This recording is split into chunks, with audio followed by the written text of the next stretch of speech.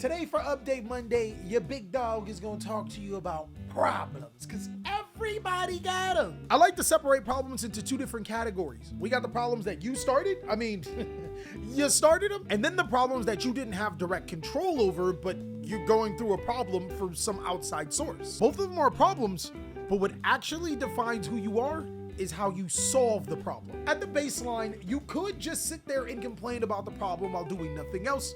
I would say roughly about 50% of people in all life do this. Then there are people that will actually fix the problem, go out there and do what it takes to actually get the problem solved. I would say there's 40% of people that would do this. Where does the 10% come from? Well, my guy, there's that 10% of people that treat the problem like an opportunity to get better. Problems are presented to you for a reason, my friend. If you fix the problem, that's fine, but if you grow, adapt, and become stronger from the problem, well, you just made more than a solution. Be that 10%. What's going on with ya, big dog? And it is Update Monday! My brothers, we are so close. It has been 1 year, 11 months, and 3 weeks of rheumatoid arthritis' ass, boy! When I was first told that I had rheumatoid arthritis, I didn't know what to do.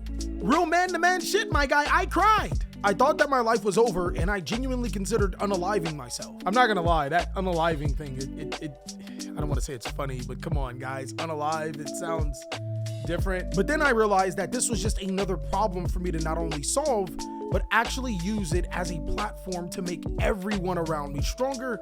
And man, we are almost close to that 2 years. I can't wait to celebrate. I think we're doing a great job at solving that rheumatoid arthritis problem, as well as bringing awareness to personal growth, just like how we're gonna be solving that wallet problem you got, my guy. If y'all broke, my boy, don't worry, we gon' solve it. Not really, unless you wanna sell drugs or edit for the Calieffect. In today's video, we are going to be talking about the top 5 budget Yu-Gi-Oh decks this format, and as an added bonus, every single one of these strategies that I'm going to be talking to you about has at least topped a regional. My guy, budget is good. Budget is very good. And of course, big dog, for the people that want to see the Calieffect's personal deck lists, as a special thank you for helping me with my editors, there'll be deck lists there. Without further ado, let's jump on in and start talking about these amazing budget Yu-Gi-Oh decks. The first strategy I am going to talk about, I'm actually not even going to count it in my top 5.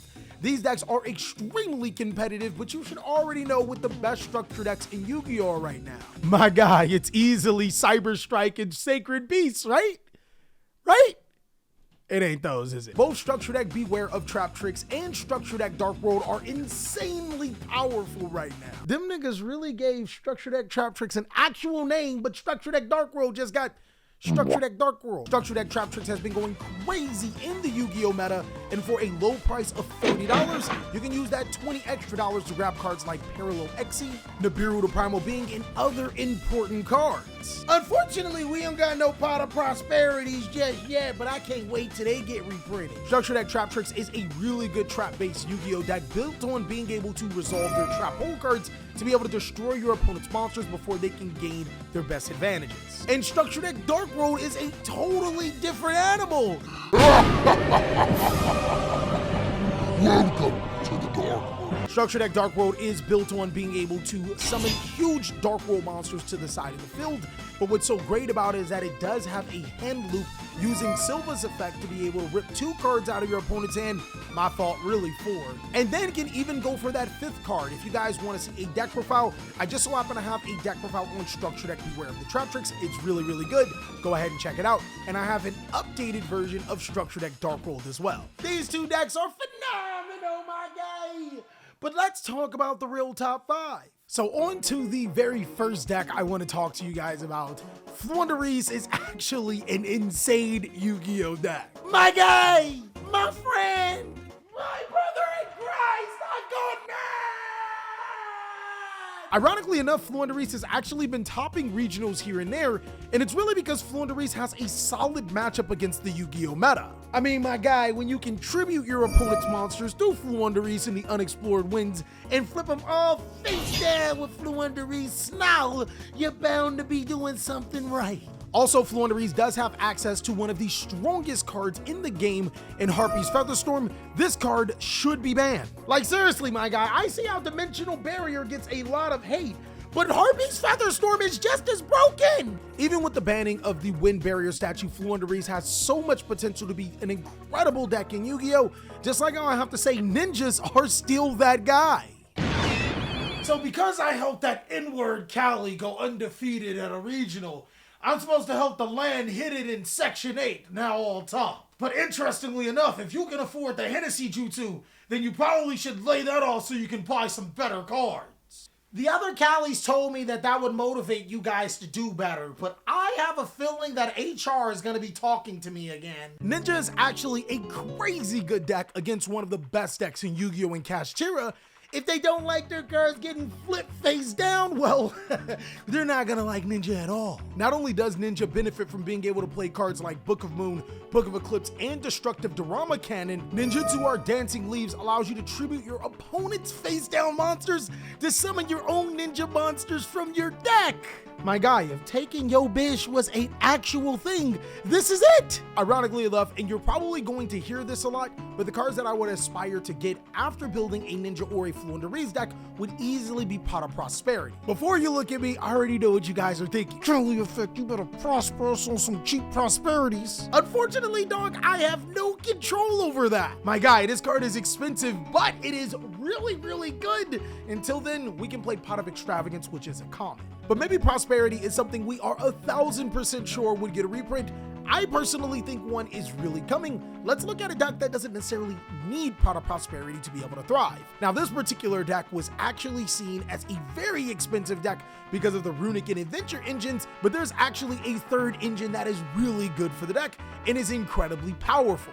Plunder Patrol, my friends! My guys, we've been looking for the booty for so long. Pause. Plunder Patrol is a really good deck right now because some of the most popular decks are playing light and dark attributes, but even if they weren't, we could just give them a healthy kaiju, which is really, really good this format. My friend, you thought that your monster was gonna save you? On top of that, popular kaijus like Radiant Injizakiru or Light and Dark, allowing you to be able to summon Plunder Patrol Ship List for a free negation or Plunder Patrol Ship Mork for disruption. But then there's also Kaiju Kamungus. My guys, it's sticky after we find the book. Wait, pause. Kamungus is among us so we can summon Plunder Patrol Ship Jord, which is also an insane Yu-Gi-Oh card. You would never think that giving your opponent a token would be so good against some of the top decks, meaning that Kashtira monsters won't be summoning Kashtira, but even more sneakily, we can evenly match them and make them keep the token. My guy, after we evenly match them, it's gonna be semen everywhere. Wait, what? Plunder Patrol monsters. Ah, semen. Yeah, that makes sense. Kind of. Next, 100%, I would say a deck that you are sleeping on, my friends, is Evil Eye. My guy, I am not coping. There is no way that I'm coping. Evil Eye is a top competitive deck. No, you don't need Pot of Prosperity. It's a great deck. It is a very, very good deck. It's unstoppable, my friends. In all seriousness though, Evil Eye is a very, very strong, cheap Yu-Gi-Oh deck and can be easily built on a budget. This deck is centered around making your monsters invincible with Evil Eye Selene, which not only gives your monsters attack, but also allows your big daddy monsters like Serziel and Zerziel to be quick effect destructions and negation. Holy shit, imagine having an indestructible monster. Just don't kaiju me. And what I absolutely love about Evil Eye is that this deck has so much scalability. You can actually place more expensive cards in here to make it stronger. Monsters like Kashtira Fenrir, Triple Tactics Talon, Triple Tactics Thrust. All of these cards are phenomenal to make Evil Eye a lot better than what it is. And soon, I'll show you how good this deck actually is and what it can do. Nah, I ain't got nothing special planned though with Evil Eye. Nah. I just don't want to tell you right now. And if you guys were counting, that has been 6 budget Yu-Gi-Oh decks under $50.